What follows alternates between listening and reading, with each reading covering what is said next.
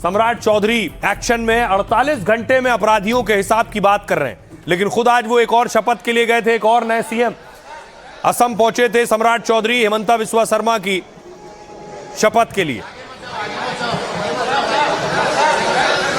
Sir कुछ बोल के जाइए सर। और उससे पहले देखिए सम्राट चौधरी बीजेपी अध्यक्ष नितिन नवीन के साथ मंच पर थे। जोरदार नगर विकास एवं आवास विभाग के कार्यक्रम में मुख्यमंत्री बिहार श्री सम्राट चौधरी जी, राष्ट्रीय अध्यक्ष भाजपा श्री नितिन नवीन जी हमारे साथ इस मंच पर। अब देखिए सम्राट चौधरी ने क्लियर वार्निंग दे दी अपराधियों को, योगी स्टाइल वाली, या तो अपराध छोड़ दो या फिर बिहार छोड़ दो। देखिए क्या कह रहे हैं। बिहार में अपराधियों के खिलाफ सीधी लड़ाई शुरू हो चुकी है, क्योंकि सम्राट चौधरी ने पुलिस को खुली छूट दे दी है। सीएम सम्राट चौधरी ने कहा है हमने पुलिस के हाथ खोल दिए। मंच में खुलेआम मुख्यमंत्री ने अपराधियों को चेतावनी दे डाली मंच से। पटना में सीएम ने कहा कोई भी अपराधी अब बच नहीं सकता है। सीएम ने अपराधियों का 2 दिन में हिसाब पूरा करने को कहा है। अपराध पर सख्ती के लिए पुलिस को निर्देश देते हुए सीएम बोले कि पुलिस को कोई चैलेंज करता है तो 48 घंटे में जवाब देंगे। हमें सुशासन चाहिए, इसलिए कोई भी अपराधी बचेगा नहीं।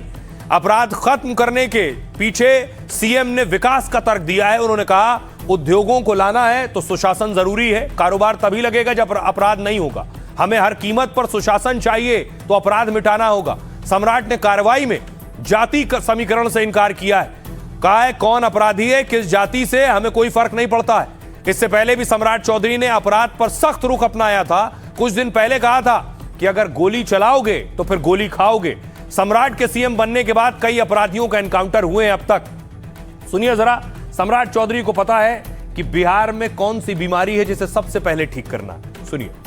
सारी व्यवस्था बदली है, आज सुशासन है, कानून का राज है। साथी मैंने जरूर ये पुलिस को हाथ खोल दिया है।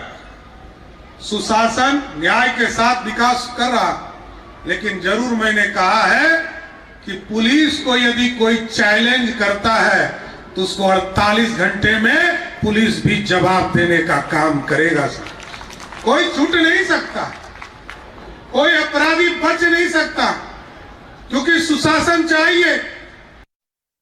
अब देखिए जरा, सम्राट चौधरी को पता है सबसे पहले उन्हें लॉ एंड ऑर्डर दुरुस्त करना है, इसलिए सम्राट चौधरी ने देखिए सहयोग हेल्पलाइन और पोर्टल लॉन्च किया है आज।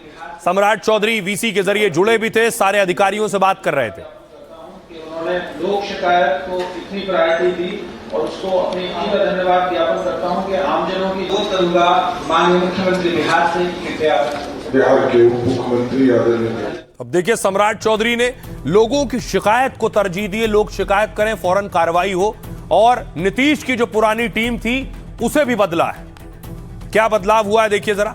बिहार में कैबिनेट विस्तार के बाद बड़ा प्रशासनिक फेरबदल हुआ है। सम्राट चौधरी ने नीतीश कुमार की टीम को बदल डाला है। बिहार में 28 बड़े अफसरों के तबादले कर दिए हैं। सम्राट सरकार ने 16 आईपीएस और 12 आईएएस अफसरों को ट्रांसफर किया है। इनमें कई अफसर ऐसे हैं जो नीतीश प्रशासन में तैनात थे उस दौरान, लेकिन सीएम बनते ही सम्राट ने अपनी टीम बनानी शुरू कर दी।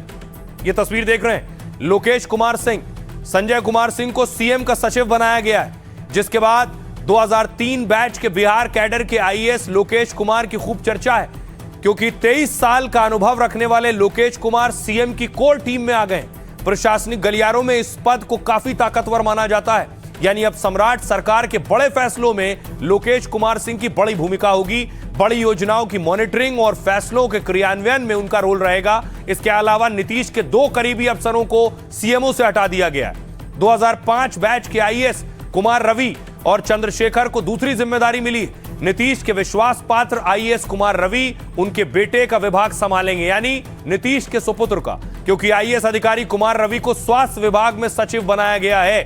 निशांत पहली बार मंत्री बने हैं, इसलिए नीतीश के करीबी उनका विभाग चलाएंगे। उधर सहयोग पोर्टल का शुभारंभ कर सीएम ने अल्टीमेटम दे दिया है। सम्राट ने कहा जनता से जुड़ी फाइल 30 दिन में पास नहीं हुई तो फाइल लटकाने वाले अफसर को 31वें दिन सस्पेंड कर देंगे।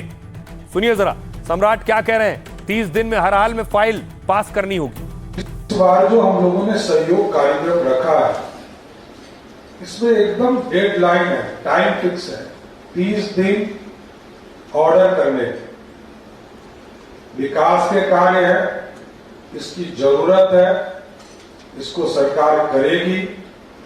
ये ऑर्डर होगा, सरकार को भेजे जाएंगे जिला के स्तर से।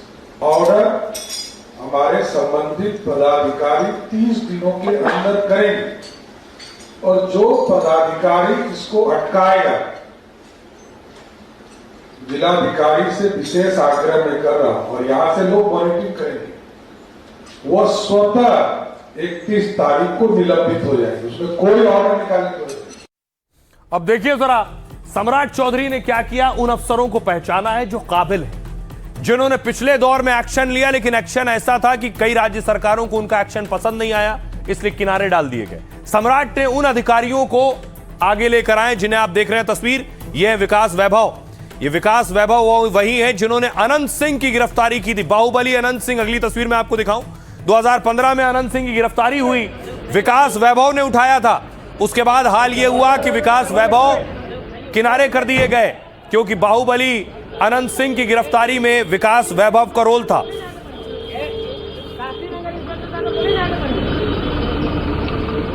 यह गिरफ्तारी के बाद विकास वैभव ने अब फेसबुक पर पोस्ट लिखा है। देखिए क्या है पोस्ट। यह है विकास वैभव का पोस्ट, जिसमें कह रहे हैं गैप 6 साल का गैप जो था, 6 साल से ज्यादा का गैप, अब मैं फील्ड पुलिसिंग में वापस आ रहा हूं और अपनी जिम्मेदारियों, जो आईजी के तौर पर जिम्मेदारी उन्हें मिली है, उसका निर्वहन करूंगा। सोचिए एक अधिकारी के साथ क्या क्या होता है जब वो अपराध पर लगाम लगाने के लिए कार्रवाई करता है, तो यह भी झेलना पड़ता है। अब विकास वैभव देखिए, बिहार में वैसे तो कई अफसरों का इधर उधर भेजा गया है, लेकिन सबसे ज्यादा चर्चा जिस आईपीएस की हो रही है, उनका नाम विकास वैभव है। दबंग अफसर माने जाते हैं, क्योंकि विकास वैभव ने ही बिहार के बाहुबली को पकड़ा था, मोकामा के विधायक अनंत सिंह को गिरफ्तार किया था 2015 में। तब विकास वैभव पटना के एसएसपी हुआ करते थे, तभी उन्होंने बाहुबली विधायक अनंत सिंह की गिरफ्तारी की। अब उसी अधिकारी को सीएम सम्राट ने बड़ी जिम्मेदारी दे दी है।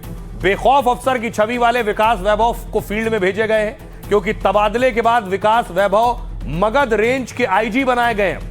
वो बिहार कैडर के 2003 बैच के ईमानदार और सख्त आईपीएस माने जाते हैं। उन्होंने आईआईटी कानपुर से मैकेनिकल इंजीनियरिंग में बीटेक किया है, एनआईए में भी काम कर चुके हैं, सोशल मीडिया पर भी सक्रिय रहते हैं, बिहार राज्य योजना परिषद में सलाहकार थे और अब आईजी हैं। बिहार के चर्चित आईपीएस अफसर विकास वैभव एक्शन में आ गए हैं और करीब 6 साल बाद फील्ड में लौटे विकास वैभव आईजी बनते ही कहा है, बिना डर या पक्षपात के कानून का राज स्थापित करना ही मेरी प्राथमिकता है। वार्निंग दी है कि जनता के प्रति लापरवाही और भ्रष्टाचार बर्दाश्त नहीं करेंगे। एफआईआर न करना, वसूली, पक्षपात समेत 5 लापरवाही करने पर एसएचओ पर गाज गिरेगी। उन्होंने कहा, मैं 24 घंटे उपलब्ध रहूंगा और जनता की सुनवाई करूंगा।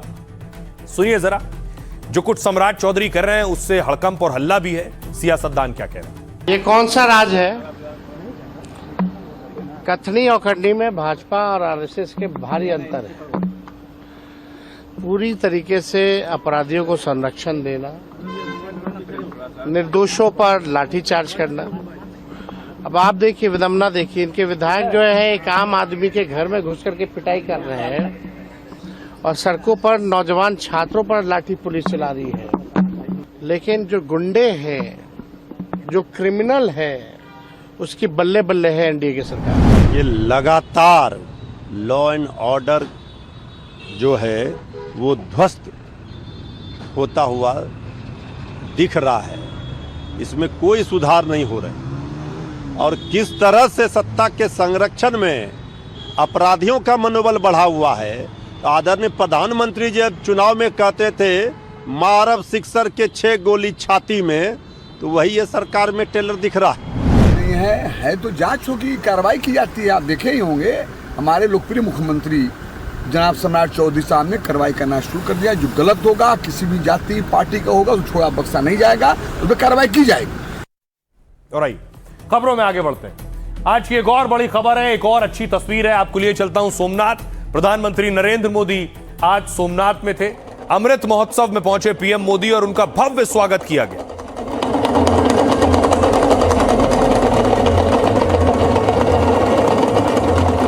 पीएम मोदी का डमरू से स्वागत हुआ। शिव जी का पसंदीदा है डमरू।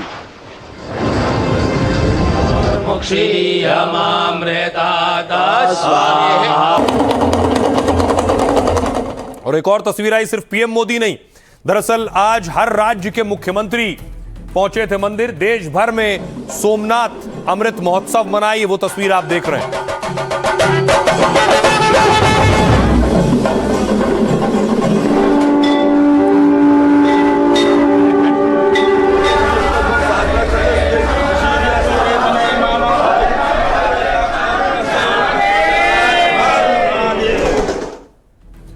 सोमनाथ मंदिर की प्राण प्रतिष्ठा के 75 साल पूरे होने के उपलक्ष्य में आयोजित भव्य समारोह में पहुंचने से पहले पीएम मोदी ने रोड शो शुरू किया। करीब 2 किलोमीटर लंबे रोड शो में पीएम मोदी के साथ गुजरात के सीएम भूपेंद्र भाई पटेल भी मौजूद थे। इस दौरान बड़ी संख्या में लोग शंखनाद और डमरू बजाकर स्वागत कर रहे थे। मोदी जब मंदिर पहुंचे तो वहां पर उन्होंने सरदार पटेल की मूर्ति पर फूल चढ़ाकर श्रद्धांजलि दी।